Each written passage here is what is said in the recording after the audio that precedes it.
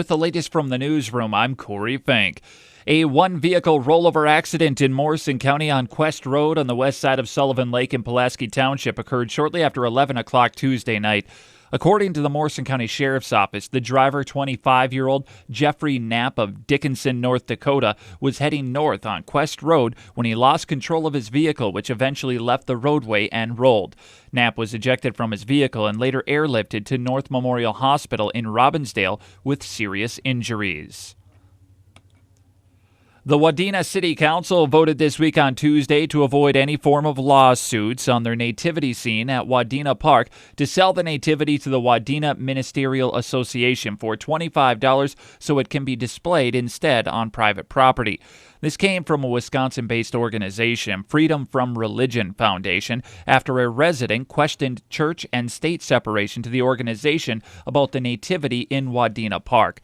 The city attorney felt the best interest was to sell the display to a religious group and then have them decide where they want to put it on private property so the city of Wadena would not be held liable. A packed council chambers expressed their views on this display, with pretty much all saying to keep it where it is. The city said their votes were with very heavy hearts to sell the display. The Wadena Ministerial Association will meet today to discuss the sale and decide the best place to put up the display. Brainerd authorities say a 22-year-old Deerwood man faces a long list of charges from a pursuit in Brainerd Tuesday night. Jesse Johnson of Deerwood was booked yesterday after being released from a hospital with minor injuries. Johnson fled police this week Tuesday and later crashed into two squad cars, one head-on, before his vehicle stopped and he was apprehended. Johnson is charged with second-degree assault with a dangerous weapon, fourth-degree assault, felony first-degree property damage, driving while intoxicated, driving the wrong way on a one-way street, possession of drug paraphernalia, and driving after revocation. Johnson was the only one injured in the pursuit, which was caught on many phone cameras Tuesday night shortly after 9.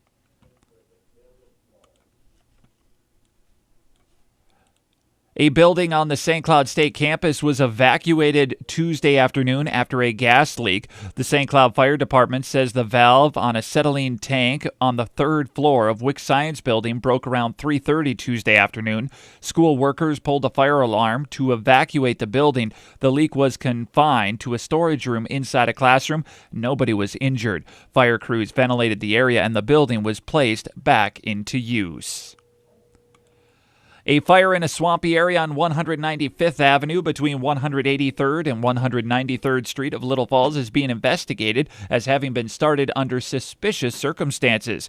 It was around 7:45 Tuesday night. 22 firefighters worked for about 6 to 8 hours to put out the flames on what was estimated to be 80 to 100 acres. A fire in one area was contained, then an area where there was no fire, and a short way up the road, two fires, one on each side of the road. The DNR assisted in fighting the fire, and the Morrison County Sheriff's Department is investigating the incident. And the Little Falls City Council meets this coming Monday night, 7:30 at City Hall inside the council chambers. That's the latest from the newsroom.